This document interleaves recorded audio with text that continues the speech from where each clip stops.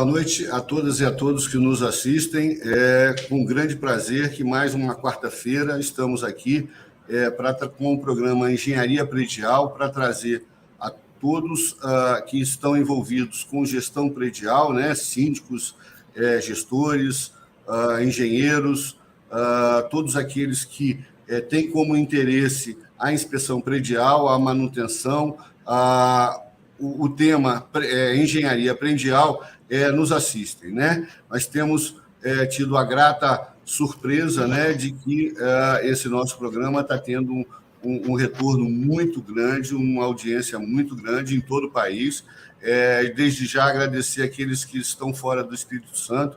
Hoje o tema tem algumas particularidades que são que envolvem basicamente o município de Vitória, mas inspeção predial é importante para todos que nos assistem. Por isso, mais uma vez, agradecer ao Sérgio Craveiro, o CEO da TV Síndico Online, presidente da CONASE, Confederação Nacional dos Síndicos, né? E a pessoa referência a nível nacional na parte de treinamento, orientação, a gestão, traz para aqueles síndicos e todos aqueles que estão envolvidos na área condominial uma ajuda, um apoio, um treinamento, né? Até hoje, inclusive, hoje até pós-graduação na área de síndico profissional, ele está à disposição. Então, qualquer um de vocês que queiram mais informações, TV Síndico Online, CONASE, é só procurar o site aí que vai ter essas orientações, só procurar o Sérgio Craveiro ou fazer contato conosco, que a gente repassa aí o contato. O Instagram, tanto deles quanto o nosso, também vai ser colocado à disposição aí, né? Bom, hoje nós temos um programa com a formatação um pouquinho diferente do tradicional, né? Normalmente nós temos 1 ou 2 convidados e dessa vez a gente buscou 5 de vez, né? A ideia é a gente fazer aqui meio que um debate, né? Mais por uma explanação. Não seria exatamente um debate, uma vez que acho que não há ninguém que se manifeste contrário à inspeção predial, à necessidade, né? A importância da inspeção predial, mas trazer a visão de outros profissionais que também trabalham na área, e aí para trazer informações mais claras a todos, né? Nós temos aí o engenheiro eletricista Bernardo Pagoraro, desculpa, é isso, né, Bernardo? Lembrando que, por uma falha nossa no post aí, ele ficou como engenheiro civil, na verdade, ele é engenheiro eletricista, a engenheira civil Karine Pacheco, o engenheiro civil Lucas Fraga, o engenheiro civil Luiz Araújo e o engenheiro civil também Rodolfo Sampaio, né? Então, todos envolvidos na área de engenharia, todos relacionados a esse nosso trabalho de inspeção predial. Desde já agradecer a todos a presença, a participação, e vamos iniciar a sequência de trabalho, né? Porque a gente está propondo que a gente vai propondo os temas e cada um, no seu tempo, vai fazendo as colocações, as apresentações, né?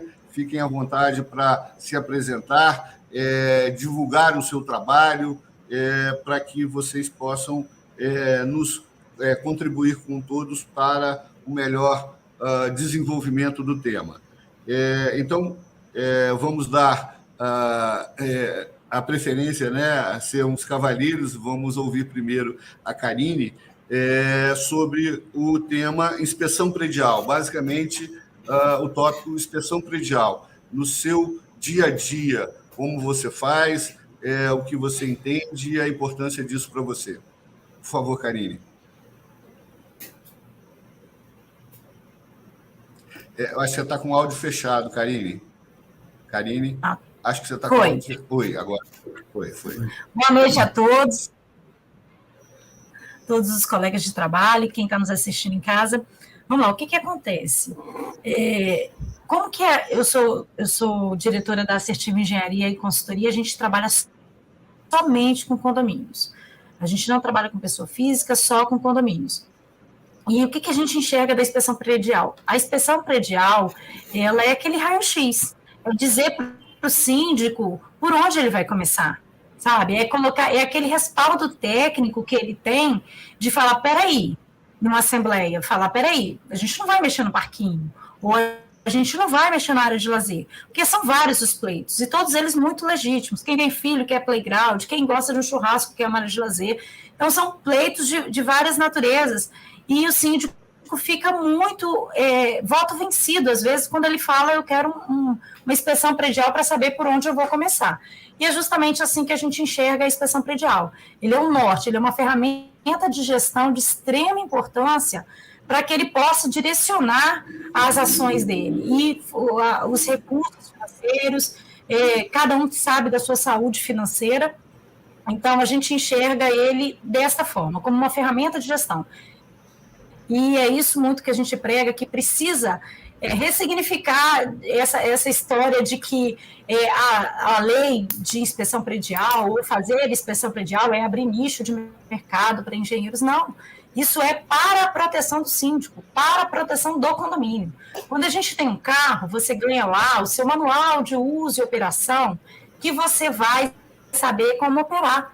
Mas quem que faz a preventiva? Quem que faz as corretivas? Sabe, você todo mês, de tanto em tanto tempo, você faz as revisões, a troca de óleo, pastilha de freio, e no seu imóvel, como é que faz isso, sabe? E o síndico fica, às vezes, muito à deriva só do corretivo. E a gente sabe, quem trabalha nessa área, sabe que a saúde financeira dos condomínios, elas variam muito, né? Existem casos de muitas inadimplências e a pessoa precisa se organizar. E o laudo de inspeção predial, ele te permite esse horizonte do que é crítico, do que é menos crítico. Como que a gente faz na assertiva? A gente usa alguns equipamentos, câmera de termografia, drone para uso de fachada, cobertura, enfim. E dentro daquelas variáveis qualitativas que a gente enxerga na vistoria predial, a gente não faz só uma vistoria, são várias, porque a gente entende que o olho cansa, né? Então, a gente faz em vários horários diferentes, pós-chuva, enfim, para a gente conseguir ter olhos, né, para aquela mesma situação, aquela mesma manifestação patológica em momentos diferentes.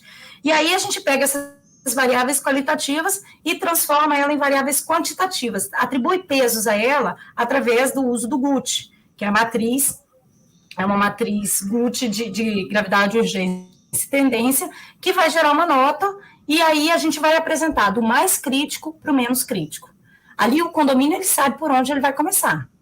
Não assim, claro que toda a nossa expertise, toda a nossa experiência dos profissionais a gente tem, conta, mas quando a gente utiliza do GUT, a gente entende que não fica mais no sentimento, né? Um pouco, a gente se acerca mais um pouquinho na metodologia. Então, voltando da importância que a gente entende, que o foco da inspeção predial, ele é um foco no corretivo, no que precisa ser resolvido, no que é urgente. Porque, às vezes, é muito engraçado quando a gente vê, numa inspeção predial, a gente vai lá ver uma fissura, uma trinca, que às vezes chega a ser uma trinca, de fissura de reboco. Vamos para a fissura de reboco. As pessoas já ficam, nossa, tá fissurada, porque visualmente existe um desconforto visual muito grande. E às vezes tem um problema muito maior de infiltração, o Bernardo vai falar melhor sobre isso, na parte elétrica, e é importante frisar que o problema mais crítico não necessariamente ele é o mais oneroso para o condomínio. Então, quando o condomínio sabe o que ele tem de mais crítico, de mais importante para ele priorizar, ele começa a ver que ele consegue resolver problemas sérios, muito sérios, com pouco recurso. Agora, se você não tem esse olhar técnico, esse respaldo técnico, de colocar o pé na porta e falar assim, olha só, a gente não vai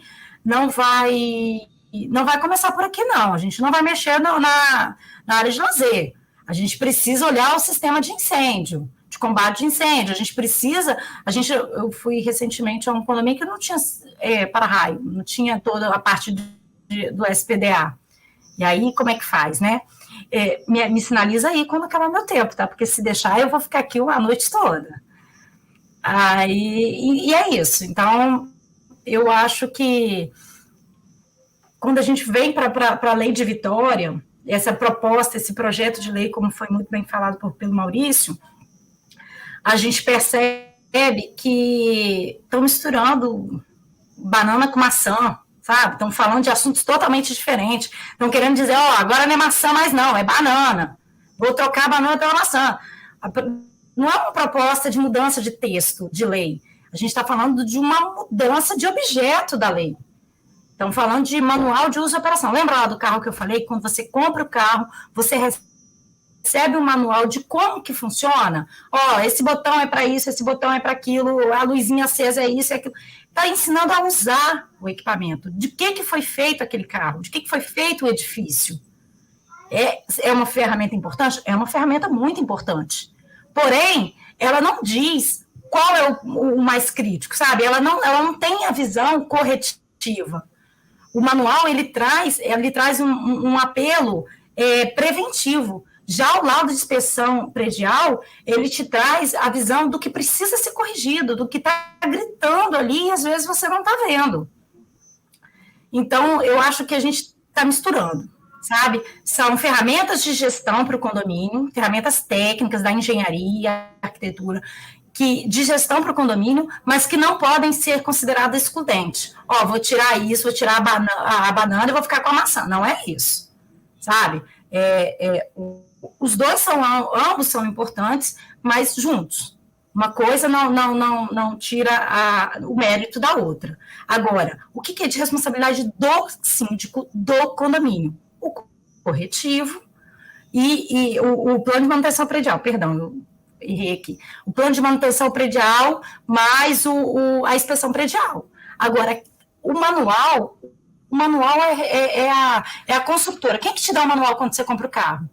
Né? Não é o fabricante? Então, é o fabricante que tem que te dar o manual de como você tem que usar aquele edifício.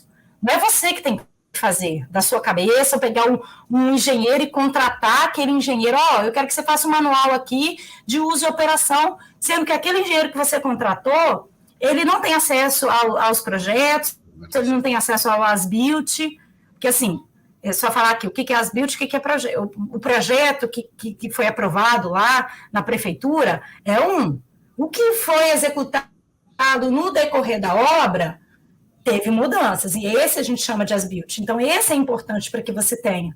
Será que você recebeu isso quando você comprou o seu prédio? Porque, assim, a gente costuma falar que as pessoas, quando... É o sonho da casa própria, né? Quando você adquire um imóvel, você está recheado de emoções. Então, realmente, você não tem aquele olho técnico, aquele olho clínico, e também nem tem que ter se a sua área é professor, se você é médico, se você é advogado, se você é dentista, ou se você é da área do comércio, você não é da sua competência, realmente, entender daquilo. Então, você está emocionalmente envolvido, você está floreado. E é isso. Na verdade, eu acho que eu estou falando demais, né? Bom, Karine, eu gostaria apenas de fazer 3 ou 4 pontuações, até para linkar com aquilo que a gente vem trabalhando em todos os programas, né? Basicamente em cima do que você colocou. A gente repete sempre aqui que o primeiro laudo, ele obrigatoriamente deve ser feito na entrega do prédio, né? Então, o primeiro laudo, conforme preconizado pela norma, ele deve ser feito na hora da entrega do prédio. Por quê? Porque é o único momento onde você distingue claramente o que é uma anomalia de uma falha, isto é, o que é o erro constitutivo de uma falta de manutenção, porque naquele momento ainda não se iniciou o período de manutenção, né? Então, essa discussão ela fica bem mais simples. Uma outra situação bastante importante que você comentou no começo é sobre a função do síndico, né? E, muito recentemente, nos 2 programas anteriores, nós tratamos com advogados criminalistas e advogados que têm conhecimento, que são envolvidos com a questão condominial, né?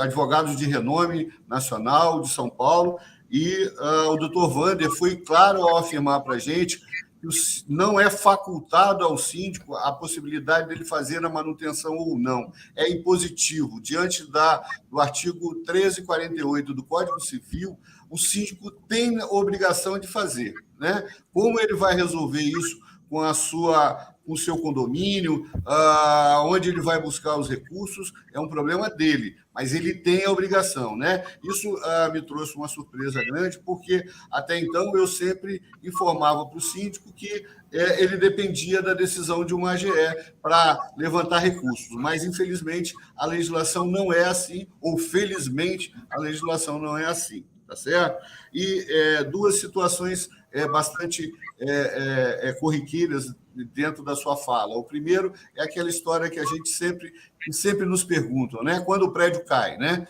Quando você começou a falar de trinca, fissuras, a primeira pergunta que vem dos condôminos é quando o prédio cai, né? Nós já fizemos alguns programas com isso, o Luiz participou, a gente sempre brinca, a gente não é mágico, não é evidente, né? Mas a gente começou até a desenvolver uma teoria nova, que é a teoria do pré-colapso, né? É aquele período onde a edificação ele já perdeu toda a sua margem de segurança, né? E já está em risco iminente de colapso. A partir daí, a segurança está comprometida, né? A habitabilidade, a estabilidade e a habitabilidade por conta, né? E aí, também dentro do que você falou, que às vezes as patologias não são nem mais caras e, frequentemente, a gente consegue enxergar, por exemplo, a falta de ventilação nas caixas de gás, né? Isso não é caro, mas eu já tive a infelicidade de ver, depois de entregar 2 laudos, explosões em prédios, exatamente porque foi constatado a falta de ventilação, e essa ventilação não foi priorizada pelo condomínio, né? Por isso, a importância de tudo que você falou. Bom, avançando, vamos agora dar oportunidade ao Bernardo, né? Porque aí é uma visão um pouco diferente, não diferente, né? Mas de sistemas diferentes, né? Ele é engenheiro eletricista e atua também na área de elaboração de laudos. Então, a gente gostaria de entender como funciona isso dentro da sua área, Bernardo, por favor. Bom, pessoal, boa noite. Boa noite aí aos colegas engenheiros. A parte elétrica, pessoal, ela é um pouco diferente. A gente percebe isso porque um sistema elétrico que roda há muitos anos, 10, 20, 30 anos, normalmente o pessoal não gosta de mexer, porque ele está funcionando muito bem. Se ele não te traz problema, você tranca e deixa ele ali num algo que você fica procurando revitalizar, né? Mas o que a gente encontra, né, e aqui nós já encontramos alguns edifícios, algumas edificações que foram construídas nos anos 80 e nos anos 90, e a legislação daquela época ela era diferenciada, né? A 5410, NBR 5410, ela teve a sua maior reformulação em 2004, né? E a grande maioria desses condomínios não se atentaram às mudanças nessas normas. E quando a gente olha, vem com esse olhar, esse raio-x, a gente vê que não tem um DR, né? Não tem um aterramento, que são requisitos básicos para a segurança das pessoas, né? A gente sabe que os síndicos são responsáveis legalmente pela edificação. E quando a gente tem uma área externa, uma área comum, com muitas crianças, e nós encontramos, às vezes, uma fiação solta, né, a inexistência do DR, já encontramos bebedouros, que o pessoal comenta, não, o bebedouro não chega muito perto, que esse aí está dando choque. Cara, isso é gravíssimo, né? Se você tem ali pessoas, crianças que têm acesso a esse equipamento e ele está dando choque, isso é gravíssimo, você tem que parar e corrigir naquele momento, né? É bem comum também a gente encontrar alguns painéis elétricos trancados com cadeado, tá? Ele ser trancado com cadeado em si não é exatamente um problema, mas quando você pede a chave, ninguém tem, né? Ou não se acha. Então, assim, em uma ocorrência, aquela chave não vai aparecer, né? Então, é importante você ter essa visão do seu condomínio, principalmente se ele for um pouco mais antigo, a chance dele não estar atendendo às normas vigentes é muito grande, tanto para a eletricidade quanto para o SPDA, que é a proteção de descarga atmosférica. Igual o Carino comentou, a gente foi numa edificação e quando a gente estava checando o SPDA, ele simplesmente não estava conectado a nada, era uma fiação solta, né? E o pessoal não tinha esse conhecimento. Então, aquela edificação está zerada, que nós olhamos de SPDA, né? Então, assim, ao meu ver, a lei, ela é muito importante. Os laudos, você parar, olhar toda a edificação, né? Seja na parte civil, seja na parte elétrica, né? Identificar os pontos, o meu sistema é muito antigo, precisa revitalizar, ou, não, o meu prédio é relativamente recente, mas na hora que a gente olha e vê vários pontos, né? Às vezes alguém mexeu no sistema elétrico, alguém adicionou um disjuntor, né? Tudo isso precisa ser visto, porque a eletricidade, ela não costuma dar muito sinal, né? Seja por um bebedouro que está dando choque numa área externa, né? Se acontecer ali um acidente mais grave, o síndico ele vai ter essa responsabilidade. Então, é importante, sim, que os condôminos parem e verifiquem as suas instalações elétrico-civil para ter um panorama legal e se resguardar legalmente também. Lucas, desculpa, Bernardo, eu vou te fazer algumas perguntas só apenas para caracterizar algumas dúvidas. Vamos lá. A questão dos disjuntores, é obrigatória a substituição dos tipo americanos, né, pelo DR, o padrão ou NEMA... a norma ainda não determina essa substituição? Não, então, o DR, né, que é o diferencial residual, a 5410 ela pede sim, né, não na edificação inteira, ela mostra lá que banheiros, áreas externas, áreas comuns, precisam do DR. O que é o DR, pessoal? O DR, ele olha muito relacionado à fuga de energia, ok? Se uma edificação não tem um DR, uma pessoa pode estar sofrendo um choque elétrico e o disjuntor não desarmar.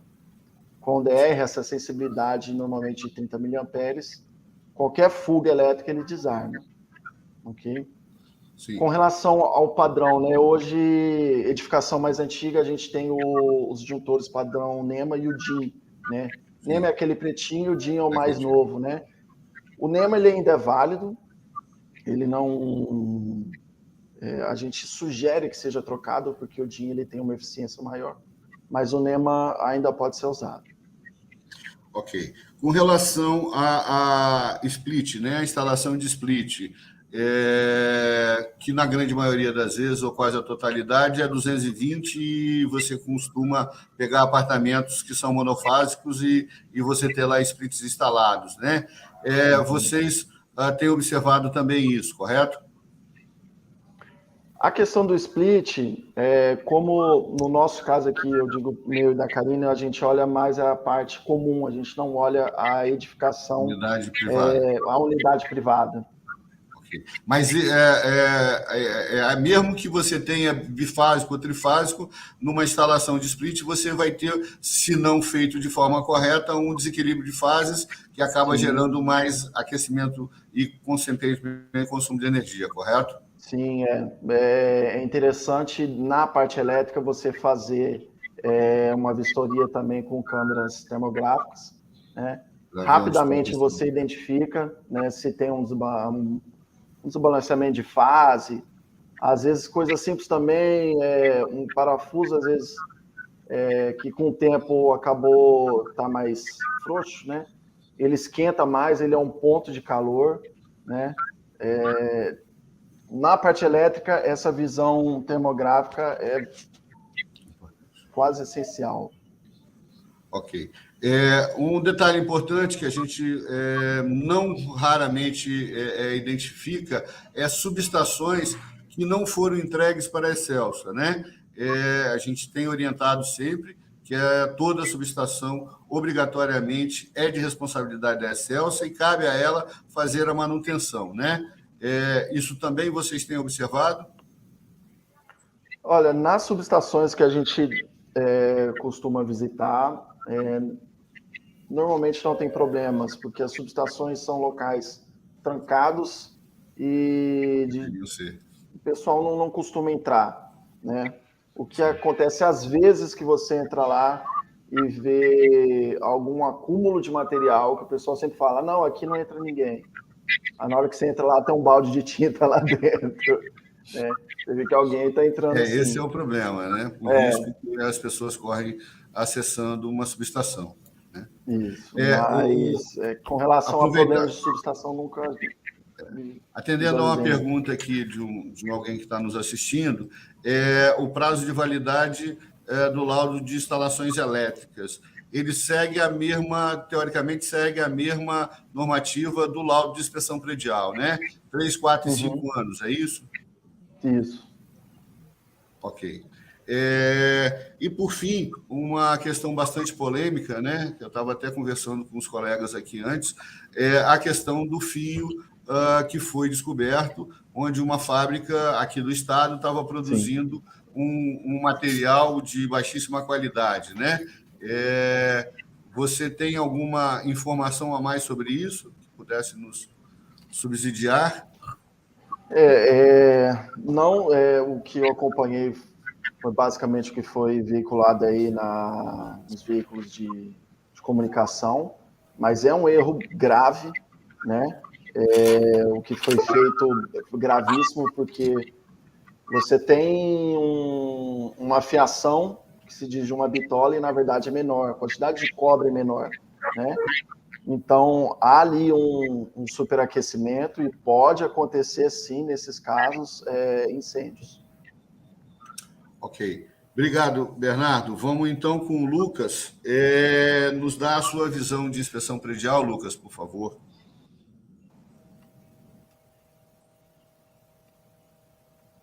Lucas, está me ouvindo? Eu acho que... Lucas? Ô, Lucas, está me ouvindo? Acho que ele... você deve estar com o seu áudio fechado também. Abre, por favor. Ainda continua fechado, não estamos te ouvindo.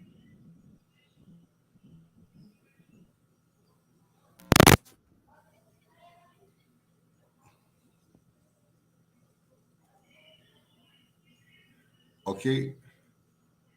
Vamos passar para o Rodolfo, e aí, enquanto a gente resolve o problema técnico do lado do áudio do Lucas. Rodolfo, por favor, qual é a sua visão de inspeção predial?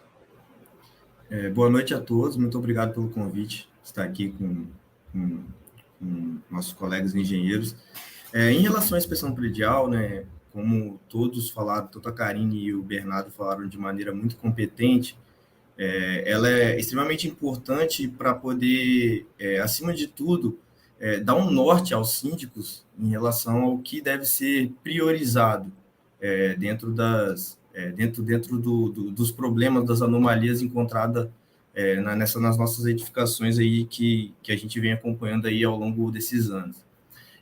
E, acima de tudo, eu gostaria de deixar claro que nós da Sedan Engenharia, eu sou o engenheiro da Sedan Engenharia, responsável pelos laudos, a gente também faz a vistoria em todas as unidades privativas, porque nós consideramos que é bastante, porque as unidades privativas elas correspondem a grande parte da estrutura de uma edificação.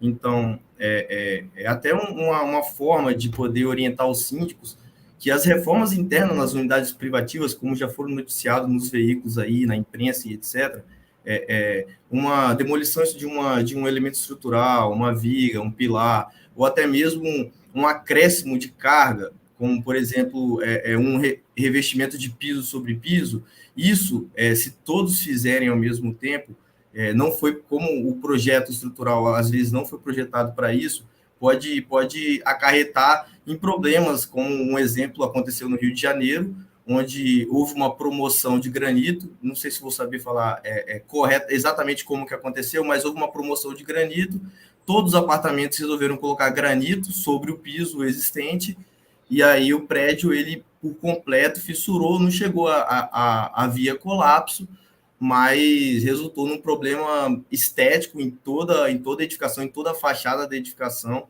e aí o perito, no caso, ele estava tentando adivinhar, basicamente, diagnosticar o que tinha acontecido por que essa edificação estava trincando, sendo que tudo estava conforme o projeto, até que ele percebeu que houve um problema nessa questão da sobrecarga da estrutura. Então, além de tudo que a Karine e o Bernardo falou em relação à manutenção, a priorizar o que é mais importante, não simplesmente o que é estético, porque muita gente sabe, né? A gente muitas vezes um quer fazer um churrasco numa área de lazer moderna, outro quer melhorar a piscina, mas às vezes o que é mais importante não está sendo o foco. E lembrando que o síndico, ele é legalmente responsável por tudo que ocorre dentro dessa edificação.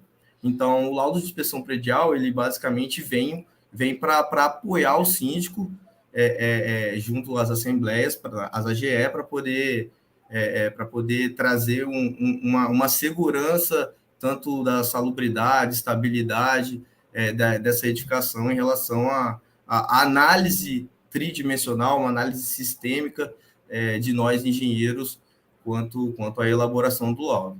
Então, um pouco da minha visão sobre sobre a importância desse laudo de inspeção predial. Ele, além de classificar as anomalias e tratá-las por critérios de prioridade, ele também é um suporte para o síndico dentro de uma assembleia, poder orientar, poder passar para os proprietários das unidades privativas o que de fato é importante e acima de tudo, né, como a Karine muito bem disse, toda edificação ela deve passar por períodos de manutenção, e essa manutenção ela serve basicamente para nós podermos manter o desempenho dos sistemas construtivos, tanto do sistema de impermeabilização, vedação, sistema estrutural. Então, quando a gente faz essas manutenções da maneira correta, da maneira adequada, o laudo ele tem como também uma das funções dele avaliar se as manutenções estão sendo feitas. Porque muitas vezes as manutenções acabam não sendo feitas da maneira que ela deveria ser feita. E aí, consequentemente, a edificação como um todo, ou um sistema específico, ele acaba não desempenhando da forma que ele deveria desempenhar, e isso acarreta uma bola de neve e vem trazendo problemas desde a estrutura, a impermeabilização, enfim, traz problemas crônicos para a edificação. E um fato importante também é que a manutenção preventiva ela é muito mais barata do que a corretiva.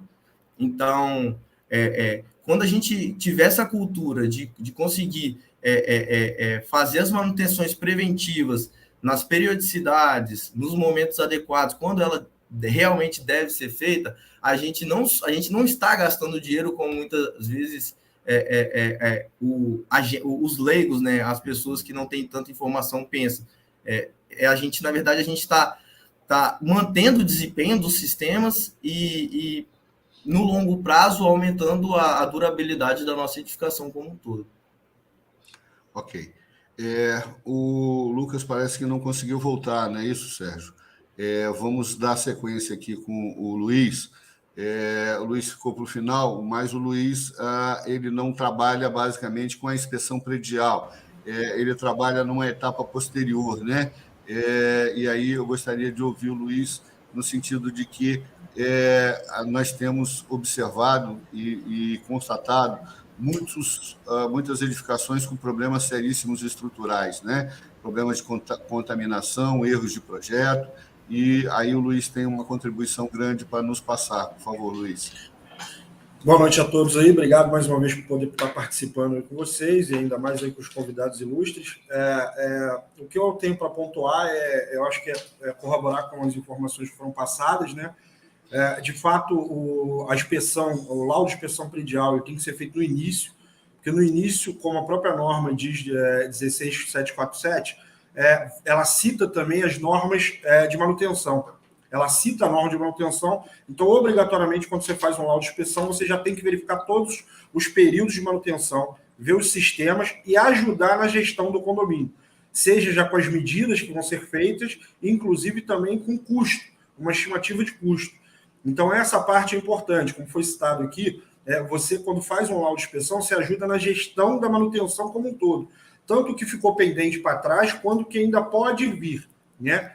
E dentro dessa ótica do que pode vir, é mais ou menos onde eu entro. A gente trabalha com a inspeção especializada, especificamente na área de estruturas, né? E a gente tem visto uma gama de problemas estruturais que são relatados nos laudos de inspeções, né? Quer dizer, lá é relatado uma primeira suspeita e quando a gente vai fazer a análise, a gente acaba caindo em erros projetuais, erros de manutenção errônea, né? Às vezes você vai fazer uma recuperação estrutural e não segue um projeto como tem que seguir, não tem especificações técnicas, porque não foi avaliado o projeto, as condições de projeto.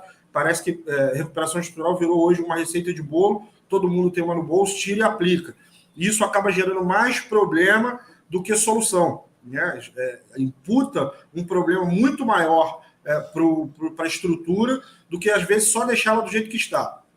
Sem contar os erros de execução, as falhas, né? Elas são, assim, de níveis absurdos e falhas que dariam para ser constatada muito bem na entrega de uma edificação, né? E ainda assim, as edificações antigas, né? As edificações antigas, elas requerem um pouquinho mais de cuidado, porque lá não foi feito um manual de usuário, né? Mas a gente tem capacidade de chegar a fazer uma boa inspeção e dar todas as diretrizes de manutenção dali para frente. Obviamente, muitas das vezes com projetos de correção, projetos de recuperação, tratamento, enquadrando ele nas normas, né? Como nosso amigo Bernardo disse, independente às vezes se é uma obrigação ou não, mas se a gente enquadrar ele na norma vigente, a gente sabe que a gente vai dar uma garantia, uma sustentabilidade para essa edificação muito melhor e maior, aumentando aí a durabilidade. Então, sempre deixar aquele foco, né? Obviamente, em primeiro lugar, de segurança, depois a habitabilidade e a sustentabilidade, né? Se a gente conseguir levar essas três coisas caminhando juntas em pé de igualdade, eu acho que a gente chega no final aí bem conservador e justo. Luiz, aproveitando só a oportunidade, a Vistopred, empresa da qual você é sócia, ela desenvolveu um aplicativo de manutenção predial, né? Na evolução desse aplicativo, a gente tem observado que a gente vai poder classificar e ter uma boa classificação das edificações, dos imóveis, tal qual se tem hoje em eletrodomésticos, né? Dá só uma repassada rápida nisso para a gente, por favor. Como a Karine falou, né, lembrou bem, por exemplo, dos automóveis, né? Os automóveis têm um manual, você tem que fazer com periodicidade lá, fazer a sua vistoria, né? Mas eles hoje também têm classificação contra a eficiência energética, no caso de elétricos, contra combustível, né? Você tem um carro classe A, classe B, classe C, né? Exatamente esse mesmo conceito a gente está trazendo para as edificações, né? Seguindo padrões simples, normativos, né, a gente consegue qualificar as edificações dentro desses sistemas, todos os sistemas que têm edificação, a gente consegue qualificar dentro dos 3 pilares que eu falei aí, que são a sustentabilidade, habitabilidade e segurança, né, em cada sistema desse. Isso vai trazer um ganho muito alto para o mercado como um todo, porque você agora não só vai conseguir avaliar o seu edifício, mas saber quais medidas que você tem que levar para que ele melhore, né? Porque aqui a gente está falando, infelizmente, de um laudo que só aponta problema, de um laudo que a gente tem que correr atrás do prejuízo. Mas quiçá um dia a gente possa fazer um laudo apontando que, se você melhorar talvez sua matriz energética, você suba a classificação do seu edifício. Né? Agora, eu não quero só ter um edifício com nível mínimo de atendimento da norma. Eu quero ter um edifício que tem um plus, ele atende o nível intermediário, ou então ele atende o nível superior agora. Né? Quer dizer, o meu sistema de segurança do edifício, meu sistema estrutural, tem nível de segurança superior. Então, agora eu vou trazendo qualidade para a edificação. Né? Então, tomara que um dia a gente faça laudo, aponte que está tudo dentro do conforme, ou seja, atende todos os parâmetros mínimos para cada sistema e subsistema. Então, agora a gente pode apontar para o síndico, para o gestor, quais as opções que ele tem para melhorar esses sistemas. Né? A gente estava falando de novo, aí citando o Bernardo, que a gente tem os disjuntores antigos, fios com má qualidade. Talvez a gente comece agora a querer melhorar o sistema elétrico dele, prevendo mais questões de segurança, melhorando as condições de energia dele. Então, acho que a gente tem que voltar para os dois lados, né? Olhar o presente e tentar acertar aí as coisas que estão sendo feitas erradas ou com falhas executivas ou de manutenção, mas com olho no futuro para também melhorar as condições que os condomínios estão, né? Ok. O Lucas voltou. Você já está nos ouvindo? Fala, por favor, Lucas. Lucas, o áudio... tenta ver se o áudio não está fechado.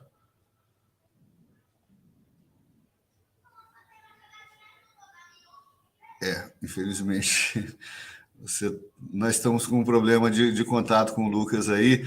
Vamos dar sequência então, Lucas. Bom, o segundo tópico, eu gostaria de entrar direto na polêmica, né, do assunto da lei que está sendo tentada passar pela Câmara, né? Isto é, ela foi aprovada na Câmara, mas ainda o prefeito não se manifestou. E aí vou dar só um esclarecimento sobre o que está acontecendo, né? No dia 3 de maio, nós fomos surpreendidos, recebemos a informação de que no início do dia o presidente da Câmara de Vitória, o deputado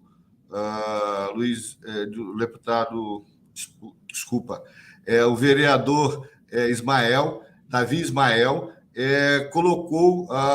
entrou com um projeto de lei, né? Ele com um vereador de nome Armandinho, entrou com um projeto de lei e aí votaram no mesmo dia. Ele entrou e foi votado no mesmo dia, 3 de maio, e esse projeto de lei tinha como objetivo alterar a lei em vigor, a Lei 9.418 de 2019.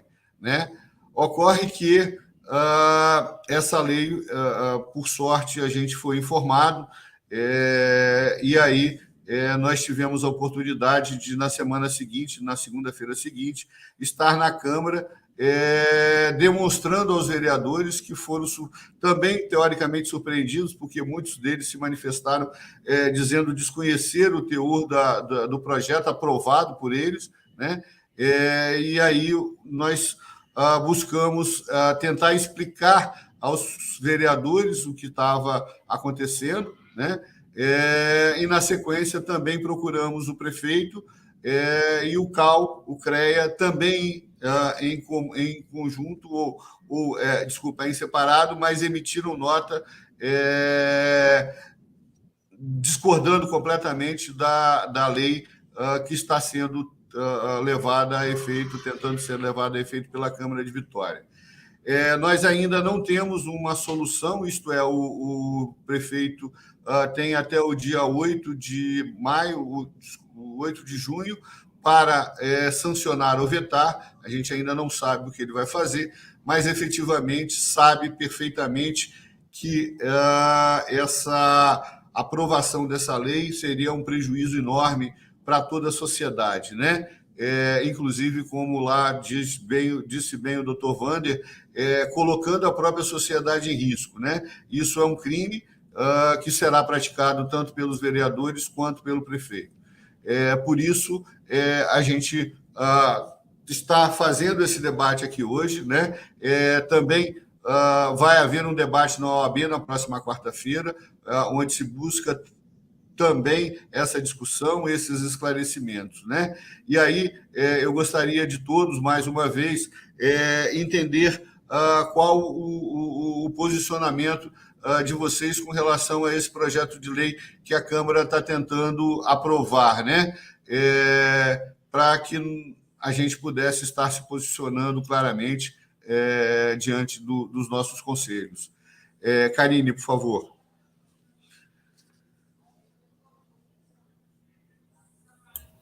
Eu com áudio. Isso. Eu fico aqui me perguntando como que você aprova uma lei no mesmo dia que ela chega. É surreal, assim, né? Ainda mais na complexidade que a gente está falando de um assunto que tecnicamente você não entende. Pelo que você me falou aqui, aí você me corrija se eu estiver errado, o projeto chegou no dia 5 e foi aprovado no dia 5, é isso mesmo? No dia 3 de maio, de manhã cedo, e foi aprovado na hora do almoço. Isso. Infelizmente. Pois então, assim, a gente está falando. Político que nós temos. Estou me perguntando aqui como que isso acontece. E, assim, eu não estou falando eu estou falando de assunto. A gente está falando de assunto técnico, que foge à expertise de quem vai avaliar. Minimamente, você pede ajuda a um coleguinha, né? Algum conhecido, alguém para poder ler e fazer, enfim. Mas não vamos entrar nesse mérito, não. Vamos falar. Como eu disse, a lei, o texto anterior, ele falava da inspeção predial, da importância que todo mundo aqui já explanou sobre a importância da inspeção predial. E o texto novo, ele fala, na proposta do projeto, ele fala de alteração de texto. Gente, não é só alterou algumas coisinhas, mudou o teor, mudou o objeto da lei, sabe? A gente não fala mais de inspeção predial. Inclusive, ele exclui definitivamente a obrigatoriedade. De cabeça que eu não lembro qual é o artigo que fala que é obrigado e que teria penalidades o condomínio que não entregasse o laudo. Então, assim, esse novo projeto, ele, além de mudar todo o teor da lei, ele diz que não é mais obrigado a entregar o laudo de inspeção predial. E que você precisa, que o condomínio, e ele incentiva o uso do manual de uso, operação e manutenção para aqueles condomínios que já têm, e para quem não tem, tem que fazer. Como eu falei lá no começo, não são excludentes, nós estamos falando de coisas distintas, nós estamos falando de você aprender a usar a sua edificação, e quem vai te ensinar é quem construiu. Quem vai te dizer, olha, essa louça que eu coloquei nos lavabos, no banheiro, é da tal marca, o fornecedor de tal elemento foi tal, ele vai te... quem construiu, sabe? É ele que vai dizer o que ele considerou em cada coisa, como que ele orienta fazer a limpeza daquilo, a periodicidade daquilo que tem que ser feito. Então, assim, este manual você tem que receber de quem construiu. Ah, Karine, mas o prédio é muito antigo, a construtora não existe mais. Existe uma forma de fazer? Existe. Tá? Mas hoje a obrigatoriedade é de quem construiu te entregar isso, é da construtora te entregar e te capacitar para aquilo, sabe? Dizer para você pegar na mão do síndico e falar assim, dá um curso, sabe? Faz um curso para o síndico, para o conselho, de como utilizar aquilo para não virar uma pilha de papel. Desculpa que às vezes eu acabo, porque é tão indignante a gente ter que entrar nesses assuntos, porque estamos falando de interesses diferentes, sabe? A construtora, ela tem que chegar e ensinar o seu cliente como utilizar aquela edificação. E lá na norma de desempenho, ela vem distribuir responsabilidades, ela vem dizer assim, construtora, olha só, você tem elementos que você tem que garantir a vida toda. Mas olha só, condomínio, você terá a garantia dos 5 anos, 3 anos, dependendo do elemento, desde que você faça manutenção preventiva. Então, a gente está falando de várias ferramentas de gestão dentro da engenharia de manutenção, engenharia condominial, que precisam existir, mas elas não se excluem.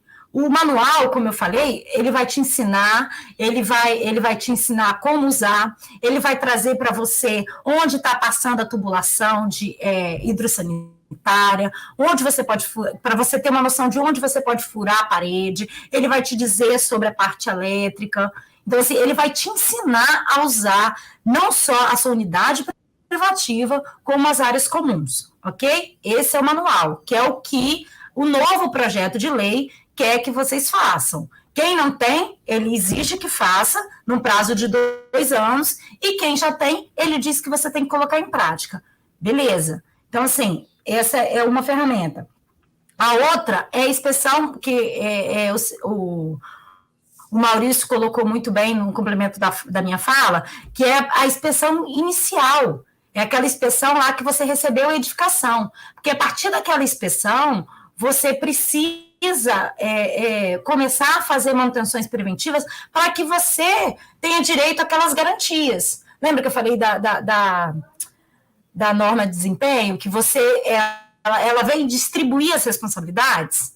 Você também vai, se você não fizer a manutenção preventiva que está dentro do manual, e não adianta fazer com aquele funcionário que está de folga no dia seguinte, não. Tem manutenções sim, que pode ser feita pelo corpo operacional do condomínio, mas tem manutenções que tem que ser feita com equipe capacitada, com equipe especializada, com empresas que têm certificações. Então, assim, você precisa arquivar. Não adianta falar para a construtora também, olha, construtora, eu fiz a manutenção que está indicando lá no seu manual. Você tem que evidenciar, com fotos, com contratos, com registros, registro de garantia, com nota fiscal. Então, senão você corre o risco de perder aquela garantia de 5 anos que se diz que você tem. Então, assim, e aí você faz a inspeção inicial, depois você vem e faz um plano de manutenção predial, que é aquele grande calendário que vai dizer, de tanto em tanto tempo, no sistema de telhado, de tanto em tanto tempo você tem que ver isso, de tanto em tanto tempo você tem que ver aquilo. Então, ele vai te trazer um outro norte. Então, nós estamos falando eu estou pontuando aqui outras ferramentas, tá, Silvio? Eu estou dando uma esticadinha, para a gente ver que não se exclui os instrumentos, os produtos de engenharia que a gente está colocando aqui e que foi proposto nessa lei, nessa nova lei, ela não exclui a inspeção predial. Sim. A inspeção predial ela tem muito foco no corrigir aquilo que está com problema. O manual é como você vai usar. E o plano de manutenção predial é como você vai manter para que ele não chegue a dar problema. É a preventiva. Então, assim, a gente precisa, eu estou falando de forma bem clara, com poucos termos técnicos, que é para a gente realmente entender que um projeto de tamanha importância, uma lei de tamanha importância, ela não pode ser substituída por um projeto que não se foi analisado por um técnico e simplesmente chegou para ser aprovado num dia e no mesmo dia foi votado e foi aprovado na Câmara dos Vereadores. Assim, necessariamente teria que ter uma discussão com a sociedade, né, com os profissionais envolvidos, não tem o menor sentido, né? Chamar as partes interessadas. Sim, e veja, foi feito de uma forma tão assoberbada que até a data da lei, né, obviamente o número da lei foi colocado de forma errada, né? No primeiro projeto, na verdade, no projeto aprovado, eles mencionam que o projeto altera a Lei 9.418 de 2018, quando, na verdade, a lei é 9.418 de 2019, né? E pior, depois que eu alertei isso na Câmara, eles fizeram um novo autógrafo e, obrigatoriamente, deveriam ter feito uma emenda à lei e votado novamente, mas como eles já tinham dúvidas, né, ou a certeza de que não aprovariam de novo, simplesmente isso foi enviado para o prefeito da forma que estava, sem a análise, sem uma nova votação, né? Então, todo o processo está cheio de erros, né? Obviamente, nós temos o apoio do Ministério Público, da OAB, e se eles insistirem, né, se o prefeito sancionar ou a vetar e a Câmara derrubar o veto, vai haver um embate jurídico aí muito grande, né? Mas a gente espera que isso não aconteça, porque acaba o prejudicado é sempre a sociedade, né? Bernardo, por favor, a sua visão dessa situação que a gente vive, inusitada, né?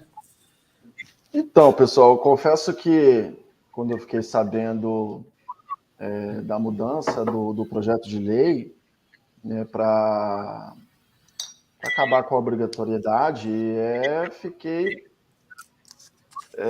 espantado. Eu vejo um caminho inverso, né? Hoje essa lei é para o município de Vitória. Eu acho que ela tem que ser expandida para todo, né? Começar ali na Grande Vitória, né? E depois expandir para todo o estado. Gente, quantas vidas foram perdidas nos últimos 5 anos aqui no estado, no Espírito Santo, devido a problemas com edificações, né? Quantas vidas foram mudadas? Foram muitos acontecimentos recentes por problemas nas edificações.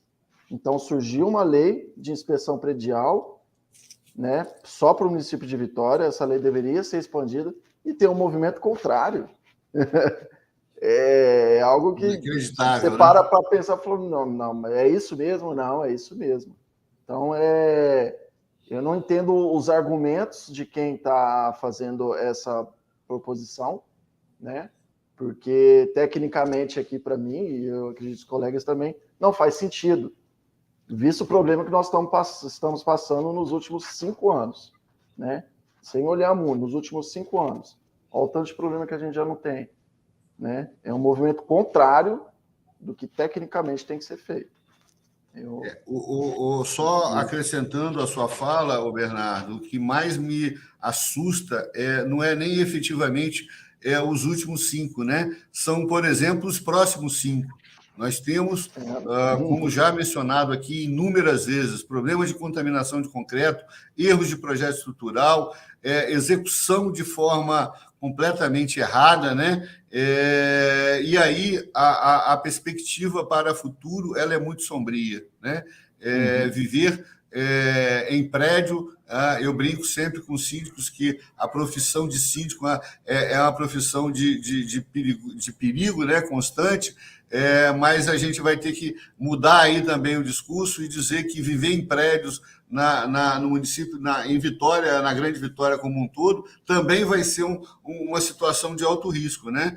Porque você efetivamente não sabe o que vai acontecer, né?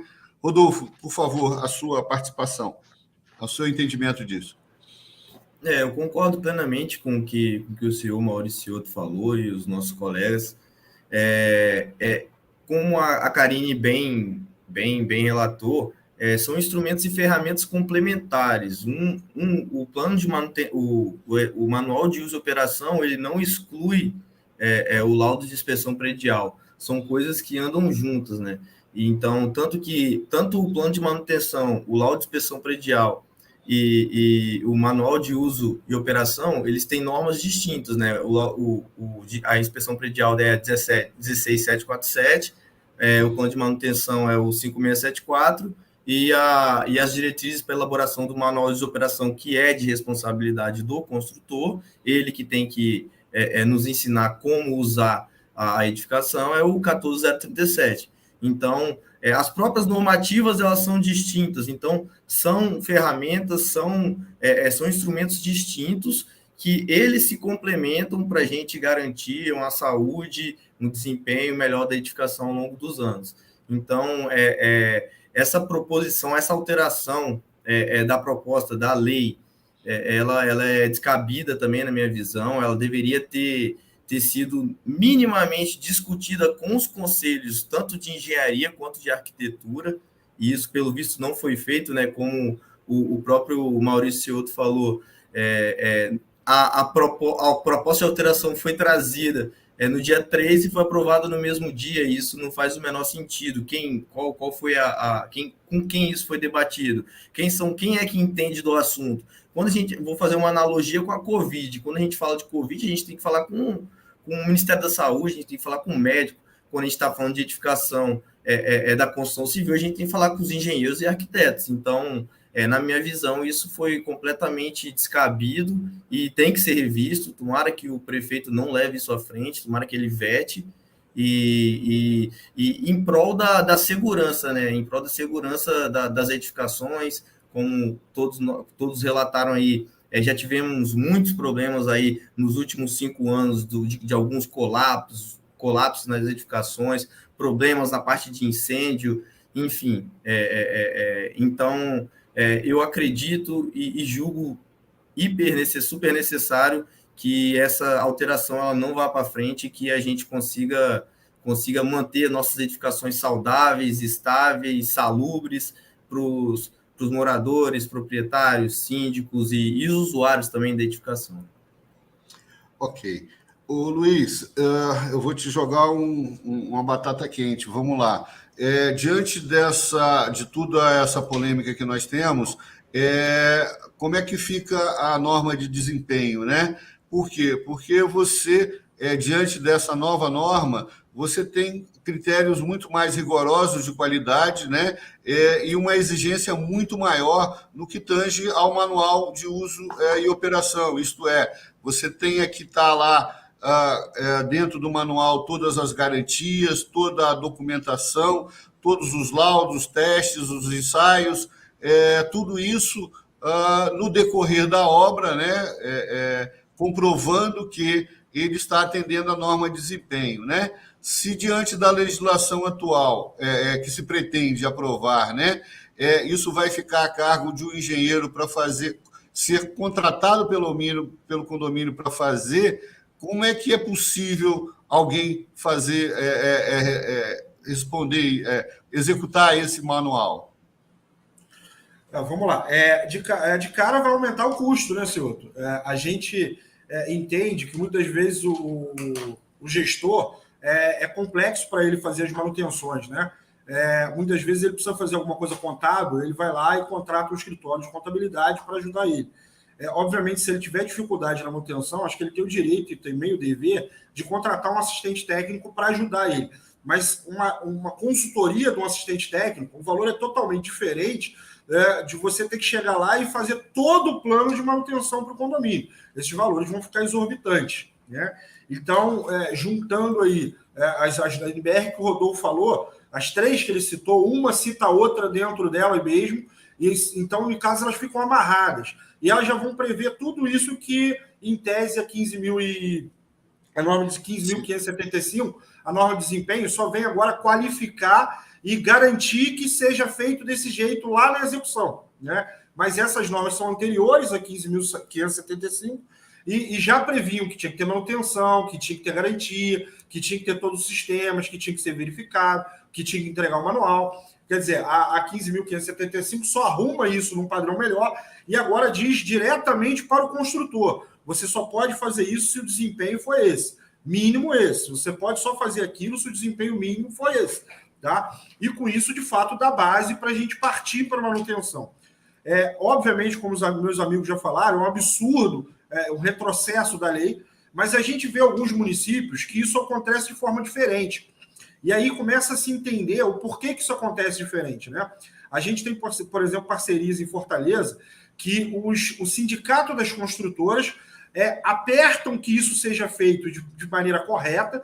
Lá, por exemplo, além de você ter que fazer a inspeção, o condomínio que não faz a inspeção paga multa, tá? Por quê? As construtoras entendem que se você tiver uma inspeção e tiver a manutenção em dia, isso gera menos problema para ela. Afinal de contas, ela é uma construtora séria, que quer que o condomínio dure o longo da vida dele todo bonitinho, para que com isso ela gere cada vez mais prédios e possa vender mais. Afinal de contas, ela tem um produto de qualidade, que junto com ela, que executou com qualidade, o gestor também manteve a qualidade, né? Obviamente, esse interesse de bloquear essa lei é justamente para aquele que não faz direito e aí não quer que ninguém verifique que não foi feito direito, porque isso só vai dar prejuízo na cabeça dele. Então, o problema é esse. A discussão já está resolvida. Né? A gente estava aqui querendo entender o porquê que não veta uma lei dessa. Não tenho dúvida de quem é. Ou, pelo menos, faltou do lado de lá a vontade de ir lá também brigar.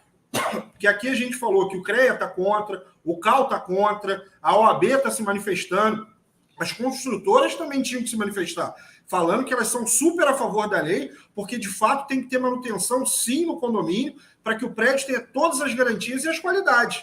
Se isso fosse feito, as construtoras também tivessem aí, isso ficaria fácil. Né? A gente estaria aqui, talvez nem precisaria ter essa discussão sobre por que foi ou não foi aprovada a lei. Sem dúvida. E é exatamente isso que nos aflige, né? Porque a Câmara manipula, obviamente, isso não é ideia de um vereador, né? Isso não surgiu da cabeça dele, até porque ele não tem o menor conhecimento disso, e, obviamente, se tem certeza de que alguém está fazendo essa manipulação, né? Manipulação para ser bem político, né? Não explícito, né? Mas efetivamente é isso que está acontecendo. Não tem outra explicação que não seja essa, né?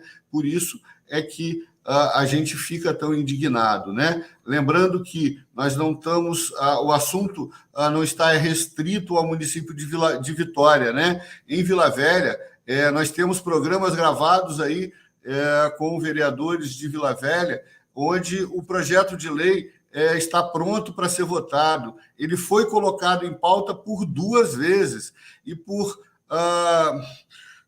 situações que a gente não consegue explicar, simplesmente foi retirado de pauta, né? Então, essas pessoas que têm esses interesses escusos de ficar comprometendo, colocando a sociedade em risco, elas não estão atuando só em Vitória, elas estão atuando também em Vila Velha, né? E provavelmente vão partir para os outros municípios. Mas eu só queria deixar claro que nós estamos tomando providências, nós temos já advogados constituídos para criminalizar esse fato. O doutor Wander foi claro ao dizer que isso é crime, colocar a vida da sociedade em perigo, colocar a vida dos condôminos em perigo é um crime, né? E aí, prefeitos e presidente de Câmara podem ter certeza que nós vamos atuar nesse sentido, né? Nós vamos buscar o Ministério Público, nós vamos tomar providências no sentido de que isso seja esclarecido à sociedade, né? E aí, lembrando o que a gente ouve constantemente de alguns vereadores que nos apoiam, né? Que estão a favor da sociedade. Este é um ano eleitoral, né? Então, esses que estão fazendo esse movimento inverso aí ao interesse da sociedade, com certeza eles vão vão pagar por isso, né? Vão ter o retorno da sociedade na hora do voto, né? Bom, Karine queria se manifestar, pois não, Karine? O áudio, Karine. O áudio, Karine. 3-0 para o áudio. Porque a gente, eu vi aí a gente falar do CREA e do CAL se manifestando, e aí eu faço um apelo aqui, que seria uma manifestação mais expressiva do IBAP, ou do IBAP Espírito Santo ou nacional, porque quem é afiliado são os profissionais que trabalham com isso, que trabalham com a inspeção. Quem é afiliado ao IBAP é porque trabalha com inspeção, com avaliação. Então, assim, eu senti muita falta nessa discussão de um posicionamento mais expressivo. Então, é um apelo aí até para os outros IBAPs e estarem mais ativos em relação a isso, porque os seus associados precisam desse amparo. Sem dúvida. Era isso. Não sei se justifico dessa forma, mas pelo menos lhe esclareço. O presidente do IBAP na plenária do CREA, onde o CREA tomou posição com relação contrária a esse projeto de lei, ele se posicionou, né? Achei estranho porque ele disse que estava falando em nome dos associados, mas eu, como associado, não fui consultado, né? Perguntei até, formalizei até essa solicitação à Ana Lúcia, que é a pessoa que faz a gestão lá do IBAP, mas ela também não soube me explicar como os associados foram consultados, porque também não tinha informação. De qualquer forma, nós estamos já fazendo contato, né, não só com o IBAP nacional, mas também com o IBRACON e outras entidades nacionais, no sentido de também estarem nos apoiando, né? Semana que vem, sem ser essa próxima outra, tanto eu quanto o Luiz vamos estar em São Paulo fazendo esses contatos, buscando esse apoio mais expressivo, mais claro, dessas entidades a nível nacional, porque eu acho que no caso do Espírito Santo, de novo, eu já falei, para efeito de Brasil isso é necessário, é urgente, mas para efeito de Espírito Santo, a grande vitória, nós não temos outra opção que não seja essa. Nós precisamos ter isso caminhando, claro, resolvido. Lembrando a todos também, mais uma vez, o prazo de entrega do laudo de inspeção predial foi 31 de maio, aconteceu, né? Hoje nós estamos, foi ontem, hoje nós, teoricamente, todos os prédios de Vitória, que, salvo engano, são em torno de 8 mil prédios, já deveriam ter o laudo de inspeção predial devidamente cadastrado na prefeitura, né? E o senhor prefeito de Vitória, nós vamos estar cobrando do senhor também a efetividade, a cobrança, a fiscalização desse laudo, né? Saber se a prefeitura está verificando se aqueles que não, autuando aqueles que não têm o laudo de inspeção predial, porque eu já divulguei, inclusive, para praticamente todas as administradoras com quem a gente tem contato no dia a dia, que a lei, o projeto de lei ele não está em vigor, ele não foi aprovado, não são sancionados, não está em vigor. Então, a lei que está em vigor é a 9.418/2019, cujo prazo final para que todas as edificações possuam o laudo de inspeção predial é 31 de maio de 2023, né? Era 1º de abril de 2022, em função da pandemia, houve uma prorrogação de mais um ano e pouco, mas esse prazo findou e hoje todo prédio tem que ter, né? Portanto, senhores gestores públicos, a próxima tragédia, a próxima morte que houver de alguém por falta de por negligência dos senhores, nós vamos buscar essa reparação, não tenho dúvidas disso, né? Ou pelo menos a punição criminal daqueles que estão negligenciando com a vida da sociedade, né? Então, é importante que a gente possa ter esse retorno, né? Nós estamos buscando e a gente não vai cansar enquanto a gente tiver a certeza de que tudo está fluindo dentro da normalidade. Bom, eu acho que era isso que a gente tinha a acrescentar aqui para efeito de norma, né, de lei. Lembrando que no dia 8 de maio, quarta-feira, às 10 horas, a OAB estará promovendo um debate relativo a esse tema, né? Também gostaria, desde já, parabenizar a doutora Leidiane Marini. Ela é presidente da Comissão de Direito Condominial. Eles divulgaram ontem ou hoje, não sei, pelo menos eu só recebi hoje, um informativo condominial, um informe condominial, que eu acho que tem formato que deve acontecer sempre, né? Onde nesse informe, nesse primeiro informe, a OAB se posiciona claramente favorável à manutenção da lei como está, né? E agradecer a esse apoio que a gente tem recebido sempre da OAB, né? Da mesma forma, a gente tem, não explicitamente, mas contato permanente com o Ministério Público e sabe perfeitamente que as coisas não vão ficar como estão para aqueles que estão tentando dar um jeitinho, correto? Bom, então eu pediria aos nossos convidados que usassem o tempo para as manifestações finais, os agradecimentos, né, e alguma consideração que queira fazer para a gente poder partir para o encerramento do programa. Karine, por favor, sempre as mulheres primeiro. Eu queria só fazer uma observação mais sobre a lei, do quão eu entendo tecnicamente sobre ela.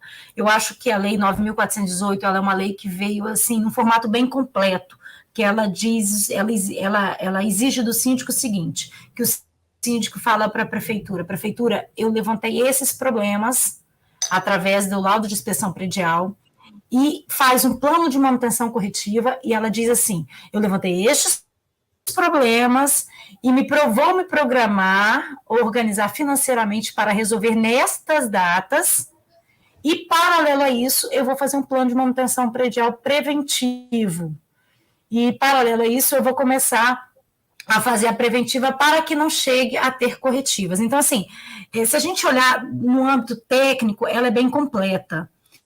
Então, para mim, não faz o menor sentido, é descabível a gente admitir que se tire esta ferramenta tão preciosa para uma gestão. Quem trabalha com gestão sabe que esse é o sonho, que você consiga se planejar, que você tenha dados mensuráveis para se organizar financeiramente, que o síndico começa a ter. Então, eu quero agradecer a você, Maurício, pela oportunidade e agradecer aos colegas aqui de trabalho e também quem está nos assistindo, os síndicos, que eles possam ter essa propriedade do que está sendo discutido, do que não é um alívio, não tenho mais obrigatoriedade, não, você está perdendo o direito de se posicionar diante da sua assembleia, que às vezes é 12 pessoas, mas às vezes é 50, 100 pessoas. Você está abrindo mão do direito, aliás, estão te tirando o direito de se posicionar tecnicamente para que você possa fazer uma boa gestão. Então, é essa a minha mensagem, e gratidão mesmo pelo convite, e estamos aí.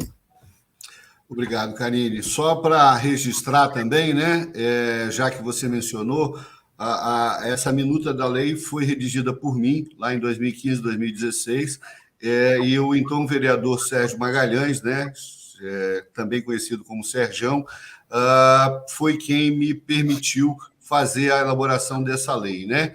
Ele levou ao prefeito, o prefeito vetou, houve a sorte, a coincidência, diga, cada um dá o nome que quiser, né? Desse veto ter sido levado à Câmara 1 ou 2 semanas depois do caso Grand Park, né? Que o Luiz conhece bem. E com isso a gente foi para a Câmara com 14 votos contra e saímos de lá com 14 vetos a favor, né? Também registrar que o prefeito Luciano Rezende, de 2016, né, de agosto de 2016, ele teria 60 dias para regulamentar a lei, ele não o fez, ficou sentado em cima dela até 2019.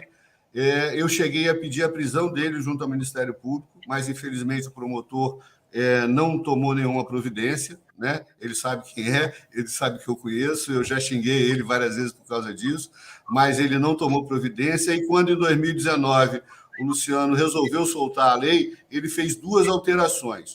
Uma totalmente descabida, que foi mudar a periodicidade de norma, que é 3, 4 e 5 anos, para 10 anos, né? Obviamente, já atendendo a interesses daqueles que a gente comentou agora, né? Mas fez também uma alteração que não estava dentro do meu projeto, e que no seu último artigo, você até mencionou isso mais cedo, Karine, no seu último artigo, ele acrescentou a obrigatoriedade da correção das manifestações patológicas, né? Que é também muito importante. É exatamente isso que você acabou de comentar, né?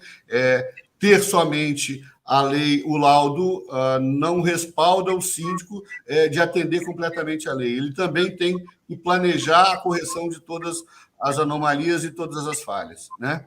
Bom, Bernardo, por favor, também a sua consideração final. Bom, você breve... Pedir, é um apelo, na verdade. Pode falar, querido. Não, desculpa. É porque falhou aqui, eu achei que a fala estava comigo.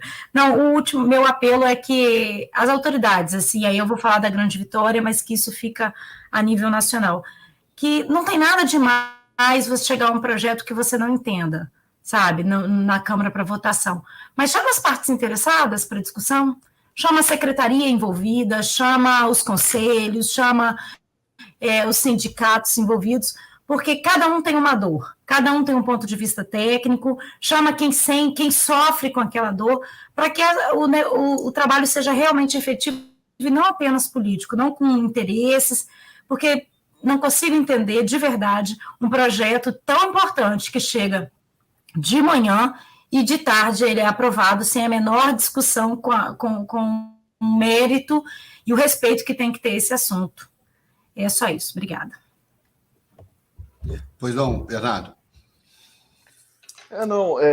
Fica aqui o apelo para que esse movimento inverso a respeito da lei ele não prossiga, né? Que a lei continue, que seja feita a fiscalização, já que o prazo se encerrou ontem, né? E que deixo aqui o pensamento, o nosso time aqui, que agora está de 5 pessoas, né? Quantas vidas poderão ser salvas com o nosso trabalho aqui, né? Que nós vamos continuar, continuar fazendo essas vistorias. Quantas vidas nós vamos conseguir salvar seguindo essa lei, né? Quantos síndicos querem que essa lei continue, para que eles tenham força nas suas assembleias, falar, olha, nós temos que seguir uma lei daqui do município de Vitória e que isso se expanda para os outros municípios, né? Vila Velha, Serra, Cariacica e os demais. Acho que são os principais pontos aí. Ok. Rodolfo. Também vou ser breve, concordo com tudo que os meus colegas falaram, gostaria de agradecer pelo convite, por estar aqui com esses profissionais, com grandes engenheiros, que alguns eu já até conheço pessoalmente, e dizer que, novamente, que essa lei ela é de extrema importância, ela não deve ser modificada, conforme nós já debatemos aqui ao longo desse programa, e dizer que os síndicos também, eles devem ter uma força, devem se posicionar a respeito disso, como o Bernardo falou. É interessante que é uma ferramenta para o síndico poder trazer para dentro das assembleias e poder fazer as devidas manutenções, correções, reparos, e manter, né, a durabilidade do sistema, manter o desempenho das edificações, e acima de tudo, que não haja problemas, colapsos, como a gente já viu anteriormente, e que a gente possa dar mais segurança. Esse é o nosso dever, né, como engenheiros civis, nosso dever ético, trazer, dar, sugerir, solucionar, recomendar, trazer segurança de uma maneira geral para essas edificações que a gente vê aí vários erros de projetos, erros também de manutenção, devido a falha de manutenção, enfim. Acho que essa é a nossa posição a respeito disso aí. Espero que essa lei não vá para frente, essa alteração de lei, e agradeço a todos aí pelo convite. Boa noite. Luiz. Primeiro, já agradecer os parceiros aí, Rodolfo, Karine e o Bernardo, que participou com a gente, o Lucas, que ficou de ouvinte aí, mas também agradecer aí a participação dele, pelo menos via chat aqui junto com a gente, o Ceudo pelo convite e a TV Síndico Online para poder estar dando esse espaço para a gente falar. Eu acho que da lei já foi falado bastante, então acho que eu queria finalizar deixando aí para o pessoal que não tem a lei, né? Os municípios que ainda não têm uma lei dessa, que pelo menos os síndicos saibam da importância do laudo e solicitem o laudo para sua edificação, tá? Já que vocês não têm a lei. E busquem também ter uma lei parecida. Eu acho que essa que a gente está discutindo por algum meio ela vai ser voto vencido e vai voltar a ser o que é hoje, como está originalmente hoje. Mas os outros municípios que nem têm ainda a lei, acaba ficando um pouquinho mais preocupante, né? Porque ainda vai ter que votar uma lei, que vai ter que ser aprovada, e aí pode ter outro boicote, como teve essa. Então a gente tem que aqui apelar para os síndicos, né? Que eles também tenham a consciência de puxar as inspeções para o seu prédio, para sua edificação. Saber como está a saúde da edificação para poder tomar decisão. Tá? E com isso eu vou me despedir de vocês aqui de novo, agradecendo um pouquinho, e para poder botar um sorriso na cara do seu outro, não deixar de falar o que eu sempre falo. Né? Eu ia perguntar. Quem não escuta cuidado, escuta coitado. Estamos aqui hoje falando cuidado para todos os síndicos. Tá bom? Só um detalhe, conversando com alguém hoje, já nem me lembro com quem foi, eu fiz uma reflexão. Eu acredito que hoje eu faça mais laudos em Vila Velha do que em Vitória, né? Onde a lei ainda não existe, né? A gente está tentando, né? Então, eu acho que o motivo disso é essa divulgação que a gente faz, né? E aí, num determinado momento, lá naquele período entre 2016 e 2019, onde eu ficava atrás do prefeito pedindo, pelo amor de Deus, para ele regulamentar a lei, me veio a consciência de que não basta a lei, simplesmente. Existe a necessidade da divulgação, existe a necessidade da orientação técnica àqueles que utilizam esse instrumento, né? E eu acho que aí a gente tem mais força. Juntos, nós podemos atingir mais pessoas e divulgar esse trabalho melhor, até porque a norma existe, né? Existe uma divergência aí de pontos de vista entre a norma ser lei ou a norma não ser uma lei, isto é, ter força de lei ou não ter força de lei. Juridicamente eu não entendo, mas a norma existe, ela é clara, ela deve ser seguida e, obviamente, é isso que a gente pretende já desde lá daquela época. Eu venho me dispondo a fazer palestras, em toda a apresentação de laudo que eu faço, por menos pessoas que tem, eu faço toda uma ladainha de todas essas informações, buscando difundir isso, né? Então, eu acho que peço a todos vocês que atuem nessa área, que também façam o mesmo, né? De um em um, de dois em dois, você vai orientando, vai explicando, e a gente vai, provavelmente, em bem pouco tempo, nem ter necessidade da lei, porque nós vamos conseguir difundir a importância e a urgência desse laudo de inspeção predial. Bom, de novo, agradecer a todos, Rodolfo, Karine, Bernardo, Lucas, que infelizmente nós não podemos ouvir a voz, né? Ao Luiz, que é parceiro sempre, e em especial ao Sérgio Craveiro, que nos dá essa oportunidade, nos dá essa condição de estar difundindo isso para todo o país, que sem dúvida, salvando vidas em vários locais desse país, tá bom? Um grande abraço, uma boa noite, um bom resto de noite, e a gente se vê nos próximos.